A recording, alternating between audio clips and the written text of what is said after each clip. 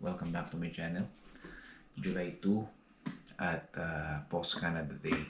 Balik sa trabaho. At ngayon, magpa-vlog tayo dahil first time to sa na ma-experience ko. No? Kape at Spanish bread, mga abe. Maghahandaan ko to kasi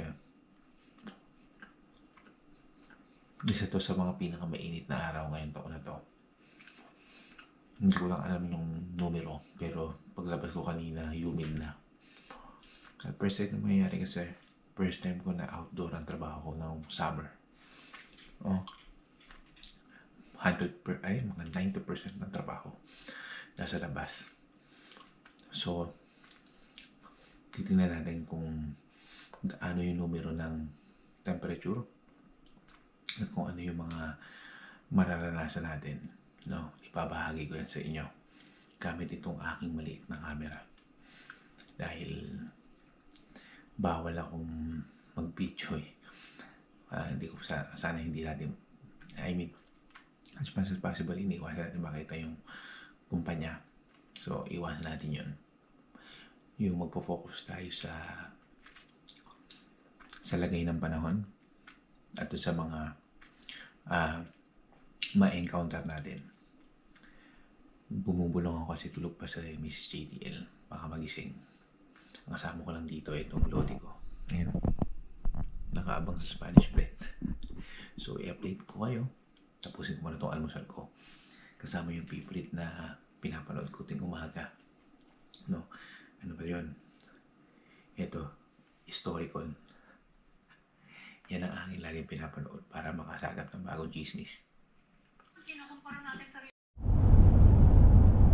Okay mga abe, so eto, nasa daan na tayo, papasok na tayo sa trabaho. Pipick upin natin dun yung sasakyan na gagamitin natin papunta sa biyahe natin.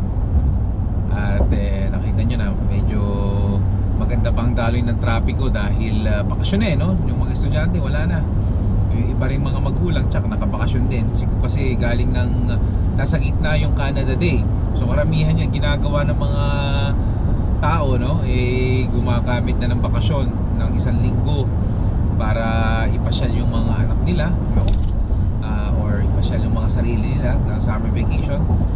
At yung temperature pala natin ngayon, nag-umpisa tayo ng 26 degrees Celsius na according dito sa may dashboard ko sa sasakyan.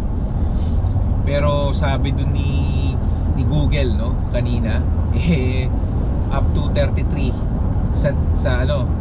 degrees Celsius aabot ang temperature, pero hindi pa sinasabi kung ano yung feels like. So yung feels like pagka summer, yung alinsangan, no, yung humidity, no. Ang mahirap kasi niyan, hindi lang yung init ng singaw galing sa araw, no, yung singaw sa ilalim ng lupa, yun yung pinaka mahirap. Kasi yung paglakad mo sa labas, yung alinsangan, yung nalalanghap mo yung init galing sa ilalim ng lupa. At kahit na may hangin, hindi ganun kalamig yung breeze, no? Kaya ngayon yung mga nanonood dito, no, kailangan talaga mag-ingat, no? Lalo na yung mga mga senior citizen, yung mga bata, mga alagang hayop, no, kailangan pag-ingatan. Mahirap na. So ngayon ako din, nag-iingat din ako para sa sarili ko. Papakita ko sa inyo mamaya kung ano yung mga dala-dala ko sa biyahe, no, para gagamitin ko habang nagtatrabaho tayo.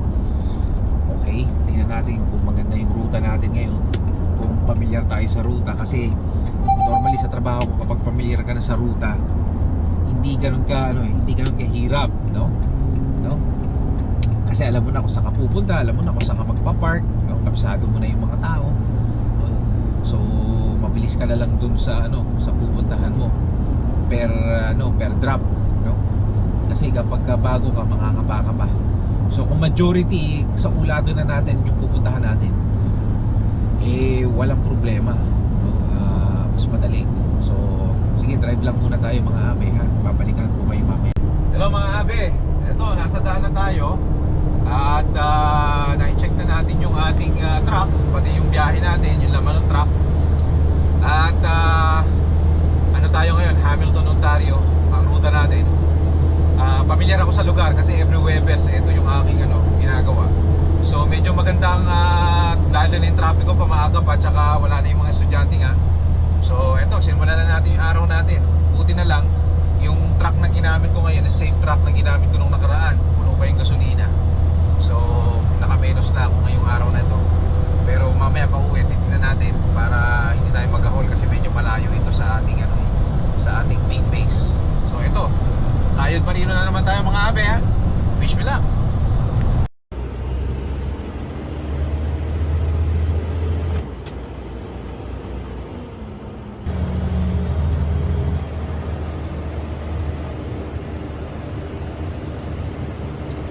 Mga abe, so 8 o'clock na at nagsimula tayo ng alas 6, no? So nasa pang-apat na run na tayo. So nag-check ako kay Meta kung ano na yung temperature. So 24 kanina, ngayon nasa 26 na. At painit na siya ng painit. Nararamdaman ko na rin kahit nabukas yung aircon ko, may init na rin. At tingnan nyo maliwalas dun sa daan ngayon. Kaya iinit pa to. Kaya medyo ito na, nag-uumpisa na. Okay?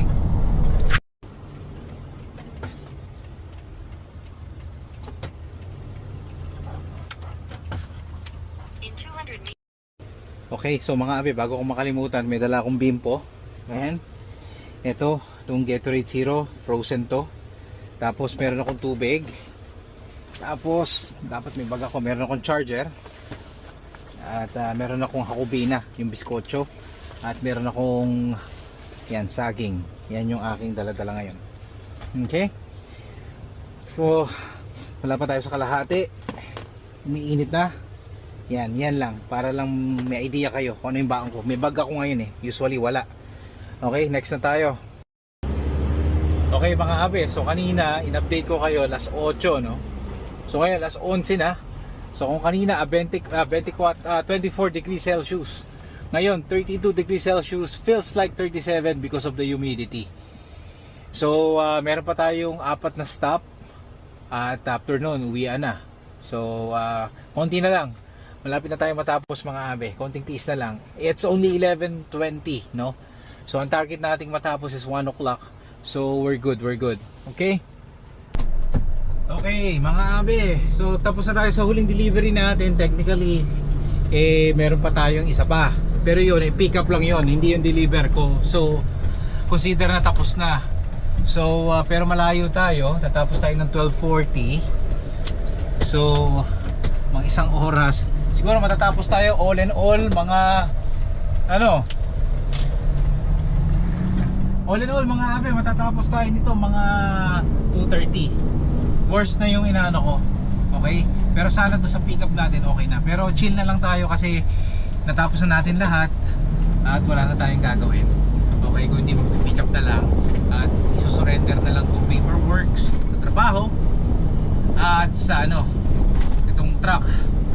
At okay naman, buti naman, swabe lang tayo ngayon kaso mainit lang talaga. Okay, so hindi ako makapagpalit ng damit doon kasi daycare yun eh. Hindi pwede, nakakahiya. Pag nagubad tayo doon, naku, delikado tayo. Okay, so mamaya, update ko kayo mamaya. Ayun mga abe, at ito, nasa 407 na tayo. According sa GPS ko, narating tayo ng 216.